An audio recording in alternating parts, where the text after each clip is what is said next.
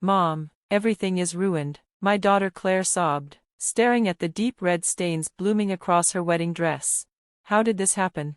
Oh, I knew exactly how it happened. I had watched Jennifer, my sister-in-law, accidentally bump into the table, sending the wine glasses flying. The same Jennifer who had spent months trying to make this wedding about herself. My name is Rebecca Mitchell, and I had spent years watching Jennifer sabotage every family milestone. But this time, I was ready. Oh, sweetheart, Jennifer cooed, rushing over with exaggerated concern. I actually brought a backup dress. It's designer. I was saving it for a special occasion, but you can wear it. We're practically the same size. I almost laughed. Of course, she had a backup dress, a sleek, white gown she'd been starving herself to fit into. She had planned this moment. That's so thoughtful, I said smoothly, meeting her gaze, but I think we have a better solution. Jennifer's smile flickered. Oh, but the ceremony starts in an hour. There's no time to. Actually, I interrupted, pulling out my phone. Why don't we check the security footage from the bridal suite, just to see exactly how this little accident happened? The color drained from Jennifer's face. Security footage? I nodded. I had cameras installed last week, after the cake samples were mysteriously ruined. Claire's original veil disappeared, and the florist received a fake cancellation call. I tilted my head. Strange timing on all of that, wouldn't you say? Claire blinked, realization cutting through her tears. Aunt Jennifer, did you do this on purpose? Jennifer let out a brittle laugh. Of course not, Rebecca. How dare you? How dare I? My voice sharpened. How dare you try to ruin my daughter's wedding? Though, I have to admit, you're getting better at this since Sarah's wedding. Jennifer stiffened. Ah, there it was. Sarah, my other daughter, whose wedding had been plagued by accidents until she was forced to let Jennifer take over. The same wedding where Jennifer had dramatically announced her pregnancy, one that had conveniently ended in a miscarriage 2 weeks later. I don't know what you're talking about, Jennifer said flatly. Really? Should we call Sarah, ask about the red wine on her dress? Or maybe Madison's quinceanera, Emma's graduation party? Every single family event, Jennifer had to be the center of attention, had to play the hero after orchestrating the disaster. But not this time. Claire, honey, I said gently, go with Madison to the other room. I need to show your Aunt Jennifer something. Once they left, I turned to Jennifer, letting my polite mask slip. You really should have checked for cameras before pulling this stunt. I pulled out my tablet, pressing play on crystal clear footage of her deliberately knocking over the wine. But that wasn't all. Would you like to see what else I've been collecting?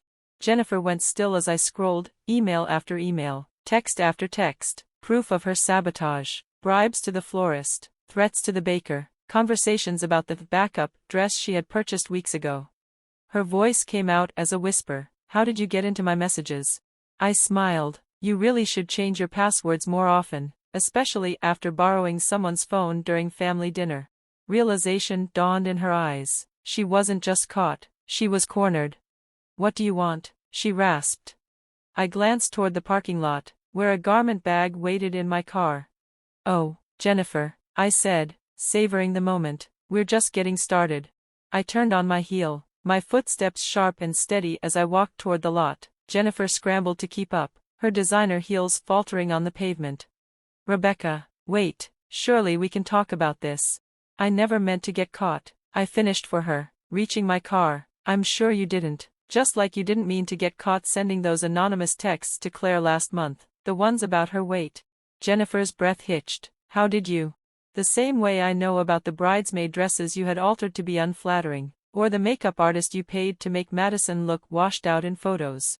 I opened my car door and pulled out the garment bag. Now, I said, turning to her with a slow smile, let's talk about how you're going to make this right. I popped the trunk open. I've been watching you, Jennifer, 4 months. Inside lay a long, elegant garment bag. Jennifer's eyes flicked to it, her lips parting slightly. What is that? This? I unzipped the bag slowly, savoring the moment. This is the dress you ordered, the real one, not that white monstrosity you brought to upstage my daughter. The fabric shimmered as I pulled it into view, an exact replica of Claire's ruined wedding dress. Same designer, same size, same exquisite details. Jennifer's face twisted in disbelief. That's impossible. That dress was custom-made. One of a kind. I smiled. You're right, it was, until I contacted the designer 3 months ago. Right after I found your first email to them asking about Claire's dress specifications. I tilted my head. Turns out, people are surprisingly cooperative when you explain that someone is trying to sabotage a bride's wedding day. Her expression darkened. You've been spying on me. No, Jennifer, I've been protecting my daughter. There's a difference. I lifted the dress carefully, though I have to admit, watching you think you were getting away with this, it was almost entertaining. You can't prove anything, she snapped, but her voice wavered. I pulled out my phone and pressed play. On the screen, clear as day, was Jennifer in the bridal suite, deliberately angling the wine glasses before, accidentally, knocking them over. The timestamp glowed in the corner. 15 minutes ago.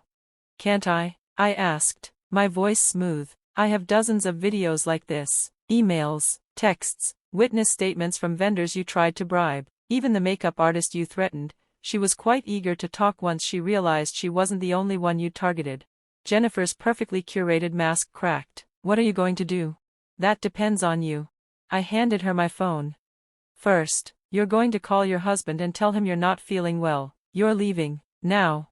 David won't believe. David has seen the videos. I cut in. All of them, including the ones from Sarah's wedding. He's waiting to talk to you at home.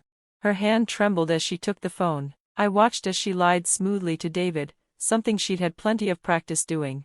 When she hung up, her voice was hollow. Now what? Now, you have a choice. I held up a USB drive.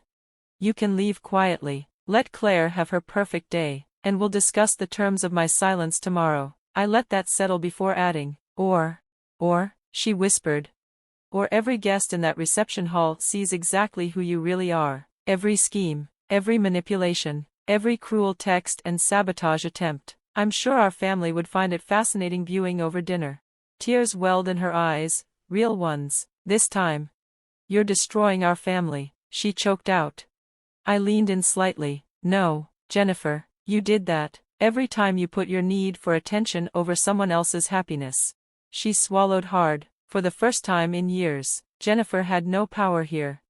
I watched as she walked to her car, her shoulders slumped, defeated. For once, she wouldn't be the center of attention at a family event.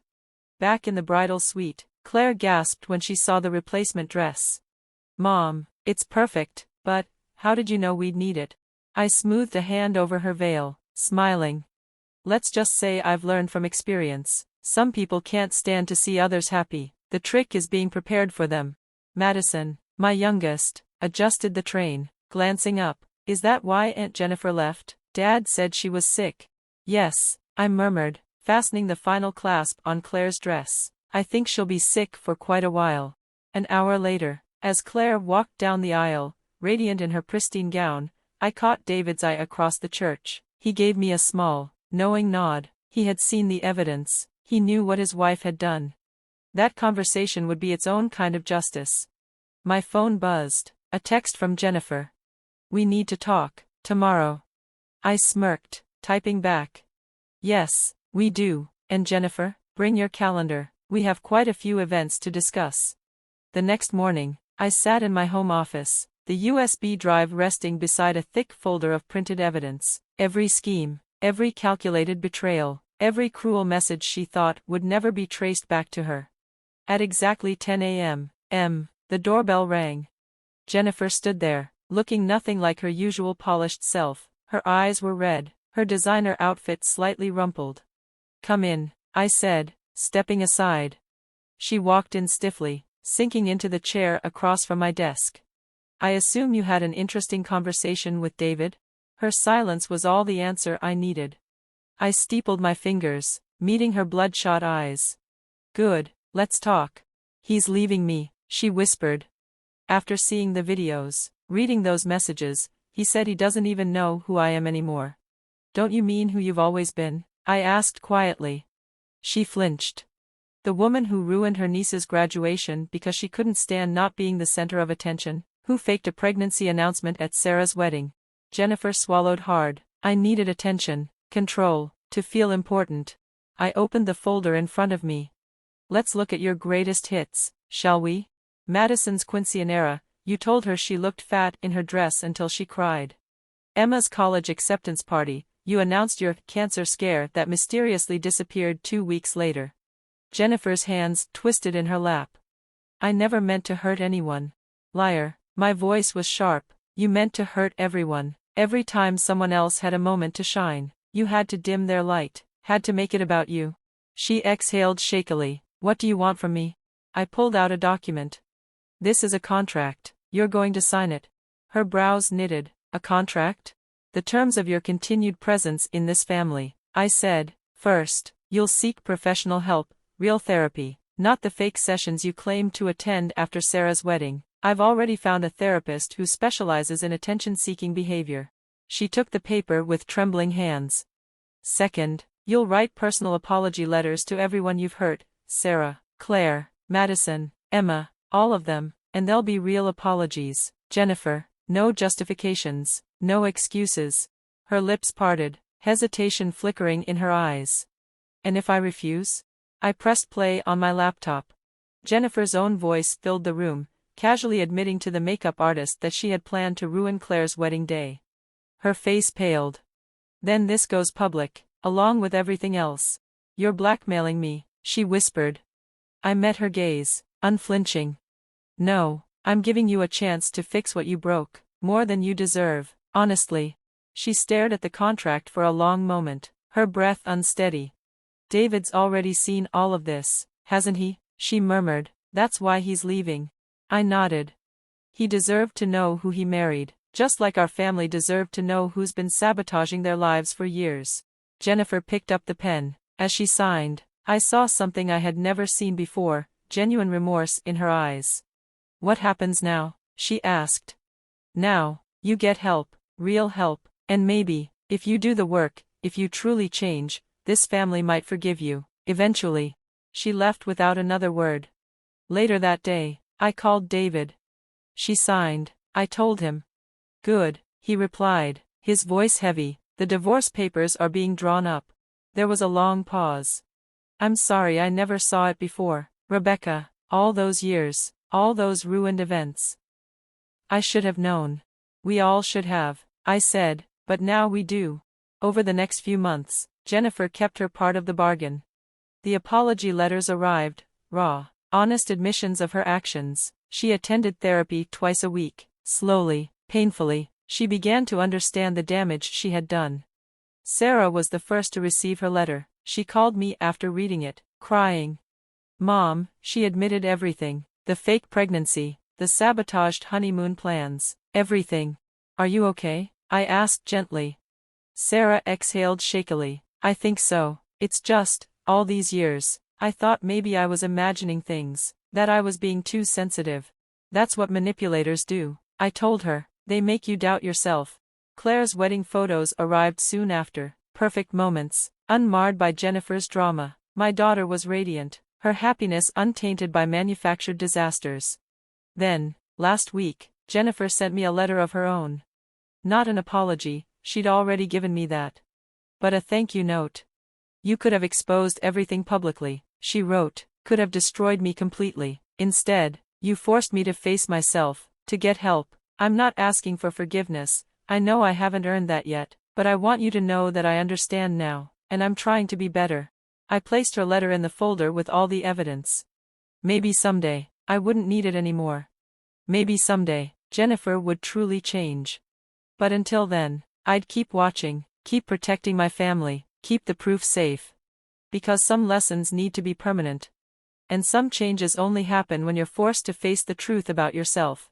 The folder stays in my desk drawer. A reminder that sometimes, the best revenge isn't destruction. Sometimes, it's reconstruction, forcing someone to rebuild themselves into something better. Even if they have to be broken first to do it.